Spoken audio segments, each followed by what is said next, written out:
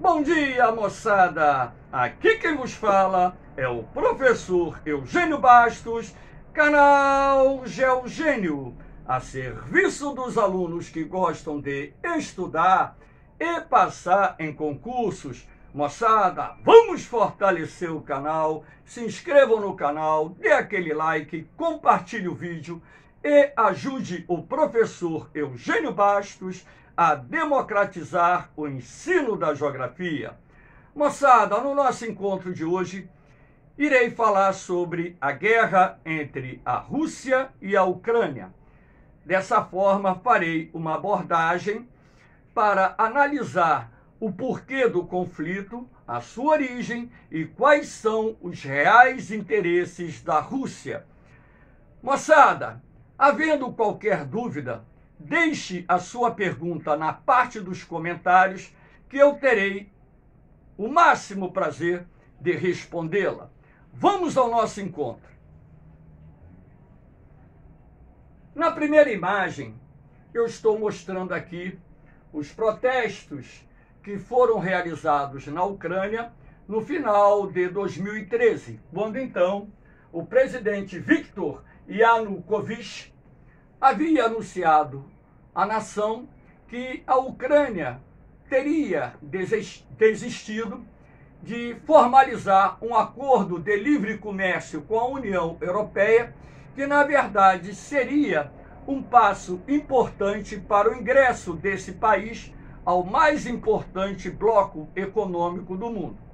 Sendo assim, a oposição foi às ruas protestar contra o governo, sendo a princípio duramente reprimida pelas forças do governo, e isso fez com que um número ainda maior de manifestantes ocupassem as principais ruas da capital ucraniana, Kiev, exigindo a deposição do presidente Viktor.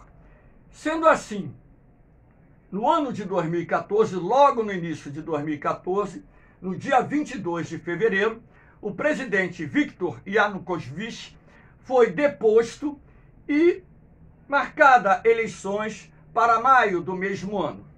A deposição do presidente Viktor pró-Rússia desagradou os ucranianos descendentes de russos. Vamos ver aqui no transcurso dessa aula que uma parte do território ucraniano possui uma população descendente de russos bastante expressiva, desencadeando também protestos nessas províncias de população predominantemente russa contra o governo ucraniano. Isso acabou desencadeando uma instabilidade política dentro da Ucrânia, que acabou inclusive culminando com a separação da península da Crimeia desse país. Então, a origem desse conflito, podemos assim dizer, que está associada à deposição do presidente Viktor, que era pró-Rússia. Quando ele caiu, o mesmo foi para a Rússia, onde vive até os dias atuais. Aqui nós temos, para que vocês possam ter uma noção maior sobre a composição da população ucraniana no que diz respeito à participação de russos, um mapinha onde é possível perceber com clareza que em determinados pontos do território ucraniano, a população de origem russa representa mais de 50% da população local, como por exemplo aqui na Península da Crimeia e também aqui na região de Donbás, onde nós temos Donetsk e também Luhansk, que são duas províncias separatistas apoiadas pela Rússia. Ainda é possível perceber que existem áreas do território ucraniano, representadas aqui em vermelho, onde os russos correspondem de 30% a 40% da população local. Aí vocês podem me perguntar, mas professor, por que tantos descendentes de russos em determinadas partes do território ucraniano. Há de se destacar o seguinte, que tanto a Rússia quanto a Ucrânia é constituída predominantemente por povos eslavos, então, povos que decidem da mesma origem. Sendo assim, também é preciso considerar o fato de que a Ucrânia e a Rússia fizeram parte da União Soviética. E na época da União Soviética, o governo soviético promoveu migrações de russos para as demais repúblicas que compunham a federação, de forma a aumentar a presença do elemento russo nessas repúblicas para poder exercer um maior controle dos territórios. Ora, quando ocorreu o desmembramento da Rússia em 1991, muitas dessas repúblicas, sobretudo em áreas fronteiriças com a Rússia, tinham populações majoritariamente de origem russa, desencadeando ali movimentos nacionalistas, separatistas, pró-russos, como aconteceu também, por exemplo, na Geórgia, com as regiões da Ossétia do Sul e da Abcásia. Tem uma aula gravada sobre isso também. Então, não é só ali. Você tem esse problema também localizado nos países bálticos, Letônia, Estônia, Lituânia. Você tem esse problema também na Bielorrússia e outros países que compunham a Federação Soviética. Sendo assim, com o desmembramento da União Soviética e com a presença do elemento russo em determinadas áreas em número expressivo, desencadeando movimentos nacionalistas, esses movimentos passaram a ter apoio direto do governo russo. O presidente Putin, que já está no poder há muito tempo e estará no cargo até a próxima década, porque a Constituição russa foi modificada para que ele governasse o país até a próxima década. Ora, o Putin sempre foi um cara que defendeu a seguinte tese, que a Rússia iria defender os russos onde estivessem. Assim o fez com a invasão da Geórgia em 2007, 2008, assim o fez agora com a invasão da Ucrânia. Então, o problema também está conectado, essa questão étnica, a questão de interesses geopolíticos, militares, que levaram o governo russo a promover essa intervenção armada na Ucrânia. Mas esse conflito tem outras conotações que nós iremos analisar no transcurso do nosso encontro. Aqui nós temos a separação da Península da Crimeia. Então, assim que o presidente Viktor Yanukovych foi deposto do cargo, os russos, que são maioria aqui na Península da Crimeia e que exerciam o controle do parlamento da província, declararam a independência da Rússia. Em pouco tempo, o governo russo enviou tropas para a Península da Crimeia sob pretexto de garantir a ordem. Na verdade, o que interessa à Rússia é o grande valor estratégico que essa península possui, até mesmo porque aqui você tem a base naval de Sevastopol, que é a principal base naval da Rússia no Mar Negro.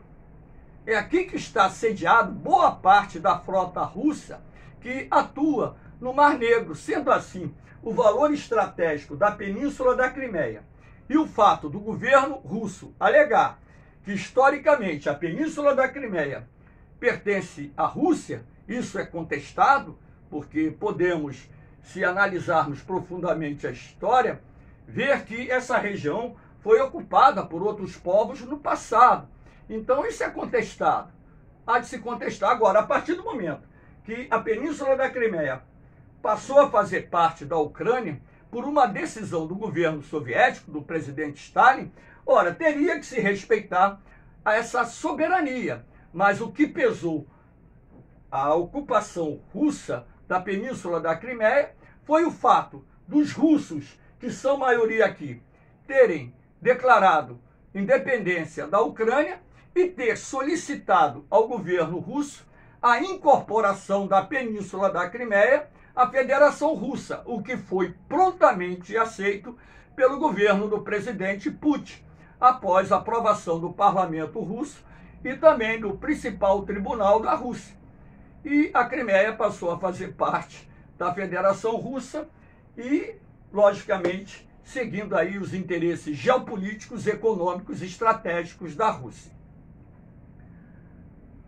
Aqui nós temos os movimentos separatistas na região de Donbás, onde temos aqui duas províncias, Donetsk e Lugansk. Ora, essas duas áreas localizadas no leste da Ucrânia também são de população majoritariamente constituída pela Rússia. Então, a partir do momento em que o presidente pró-russo, o Viktor, foi deposto, os nacionalistas de origem russa que vivem nessas duas províncias, que fazem parte da grande província de Donbás, declararam a independência da Ucrânia. E isso acabou gerando o quê? Uma guerra civil, uma vez que o exército ucraniano foi enviado para a região para controlar ou dominar os rebeldes separatistas. Só que esses rebeldes separatistas têm o apoio incondicional do governo russo, que enviou armas e também enviou vários mercenários para lutar ao lado dos rebeldes.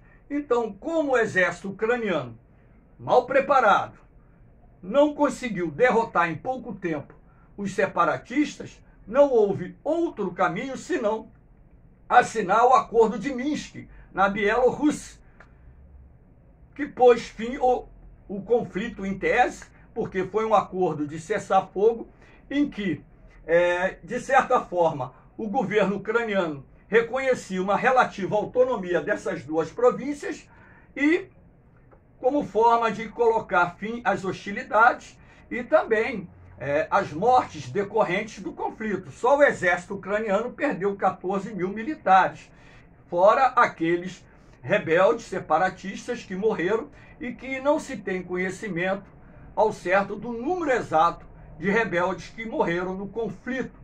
Só que esses movimentos separatistas, em função do aumento da tensão entre a Rússia e a Ucrânia, declararam a independência da Ucrânia, sendo prontamente reconhecido pelo governo do presidente Putin alguns dias atrás. Esse reconhecimento do governo Putin deu ao país o quê? A condição de avisar que iria enviar militares para Lugansk e Donetsk como forma de evitar um banho de sangue. Então o presidente Putin chegou até mesmo a mencionar uma missão de paz, quando na verdade nós sabíamos que a Rússia estava se preparando para uma invasão em larga escala da Ucrânia, como aconteceu. E, aliás, o governo norte-americano veio avisando que a Rússia invadiria a Ucrânia a qualquer momento, há vários dias. E, quando teve o início da invasão, na última quinta-feira, o presidente Joe Biden, dos Estados Unidos, havia avisado que a invasão iria acontecer a qualquer momento, como de fato aconteceu. Aqui nós temos o estopim da guerra. Para muitos, o estopim dessa guerra está relacionado ao desejo da Ucrânia vir fazer parte da organização do Tratado do Atlântico Norte, uma aliança militar criada pelos Estados Unidos em 1949. E aqui nós temos em azul claro a composição atual dos países membros da OTAN no continente europeu. Lembrando que Canadá, Estados Unidos, por exemplo, fazem parte da OTAN. Aqui nessa parte cinza maior, você tem a Ucrânia. Repare o tamanho da fronteira da Ucrânia com a Rússia. Aqui você tem a Península da Crimeia, que foi anexada pela Rússia, Então, o desejo da Ucrânia em ingressar na OTAN contrariou o presidente Putin. Por quê? As fronteiras orientais da Ucrânia estão muito próximas da capital russa, Moscou, cerca de 600 quilômetros aproximadamente. Então, se a Ucrânia viesse a fazer parte da OTAN, dentro do pensamento do Vladimir Putin, a segurança da Rússia estaria ameaçada. Então, esse foi o argumento central que o governo russo utilizou para desencadear a invasão do território ucraniano. Agora, dentro de uma concepção lógica, de uma linha de raciocínio inteligente, eu vou perguntar a vocês: a Rússia seria ameaçada militarmente por alguém, sendo uma das maiores potências militares do planeta, a segunda maior potência militar, com arsenal de armas nucleares, armas de destruição em massa, gigantesco, com uma das maiores marinhas de guerra do mundo, com mísseis balísticos intercontinentais, com bombas de neutro, bombas de hidrogênio, uma força aérea com aviões modernos, fora os carros de combate. O poder bélico da Rússia é muito grande. Na minha concepção, essa desculpa dada pelo Putin não passa de um pretexto para alcançar um objetivo maior, que é, de repente, reproduzir uma nova versão da União Soviética, mantendo a independência dos países, mas fazendo com que essas repúblicas que faziam parte da União Soviética se transformem em verdadeiros satélites geopolíticos, econômicos e militares da Rússia.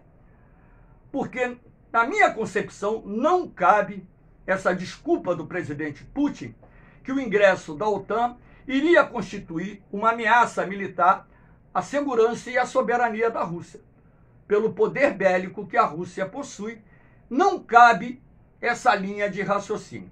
Mas ela é válida para concurso, porque foi esse o argumento central utilizado pelo presidente Putin, que exigia uma garantia de que a Ucrânia não viria a fazer parte da OTAN. Sendo assim, como as negociações não avançaram e a Rússia foi concentrando um efetivo militar muito grande ao longo da fronteira com a Ucrânia, era de se esperar que a qualquer momento a invasão se iniciasse, como de fato se iniciou. Aqui nós temos uma imagem de satélite de algumas semanas atrás que mostra a concentração de veículos militares nas proximidades da fronteira com a Ucrânia. O governo russo dizia que tinha todo o direito de aumentar a presença militar em seu território. Claro, isso aí ninguém pode contestar. O direito de concentrar forças em qualquer parte do território do país. Isso ninguém pode contestar.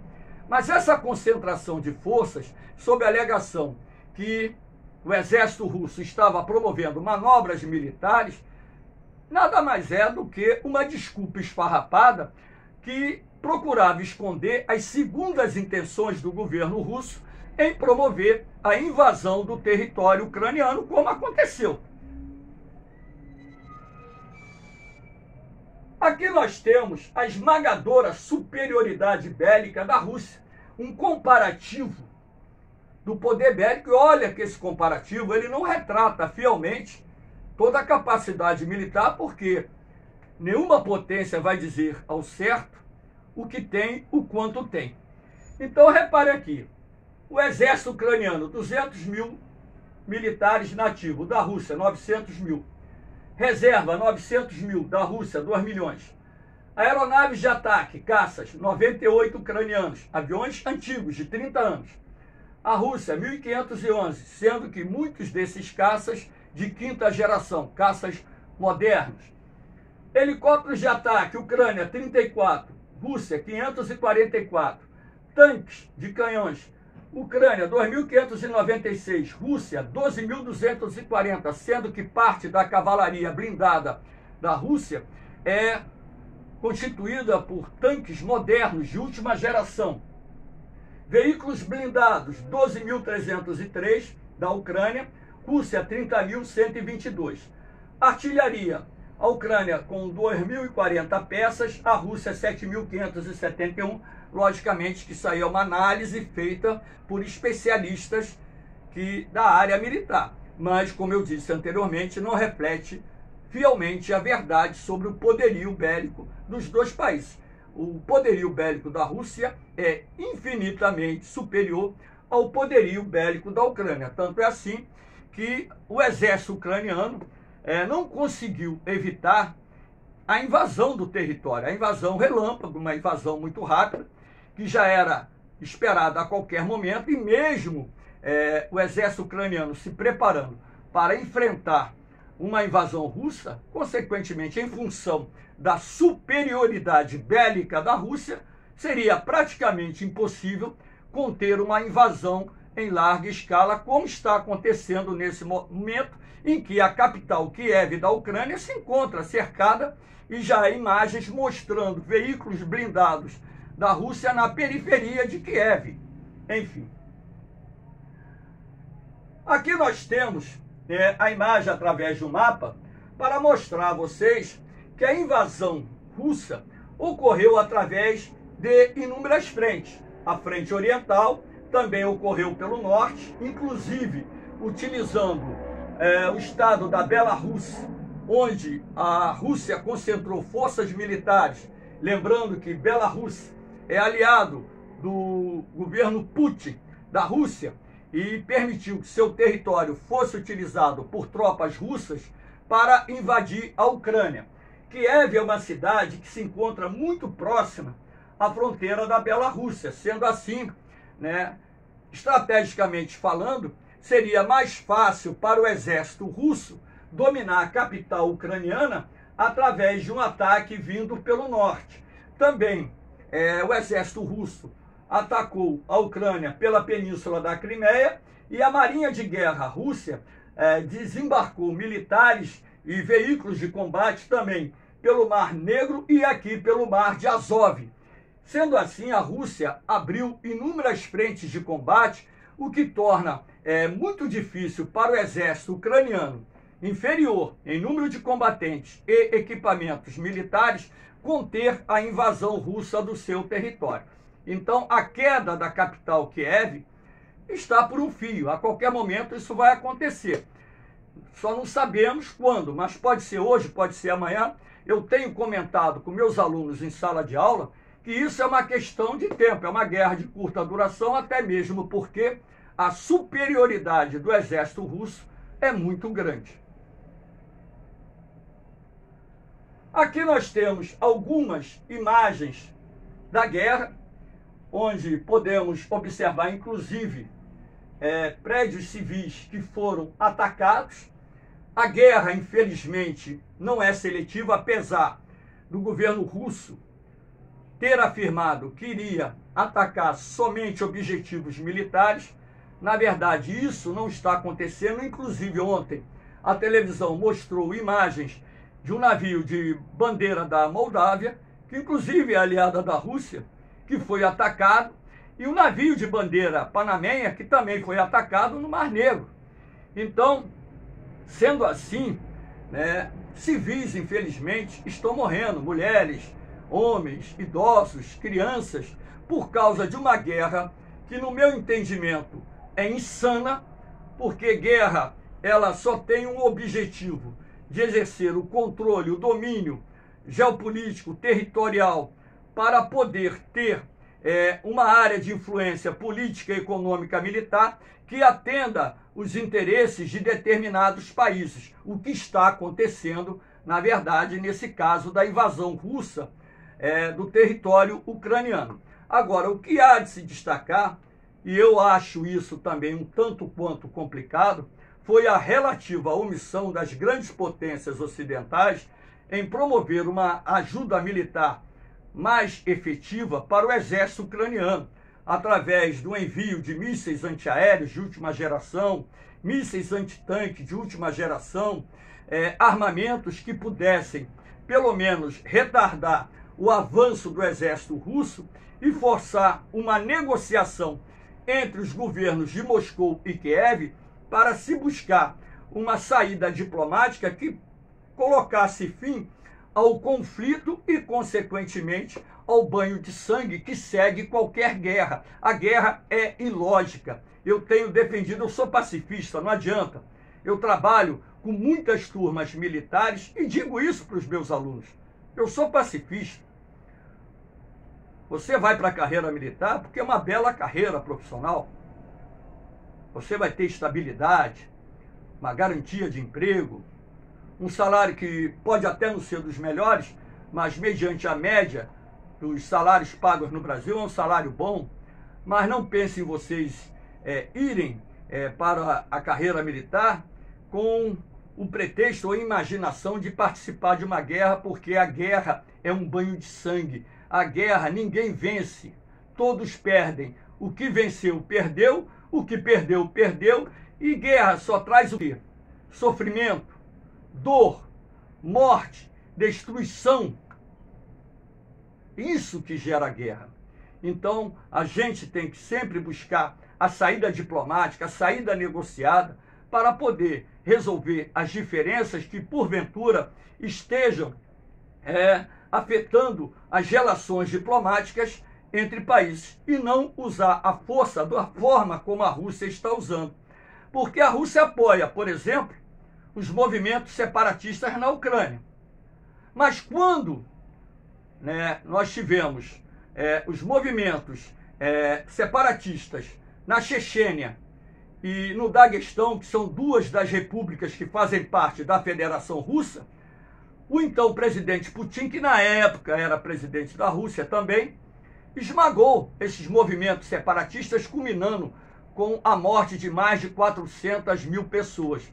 Agora, se você estudar a história da Chechênia e do Daguestão, que são repúblicas da Federação Russa, você vai entender que aqueles territórios não faziam parte da Federação Russa no passado.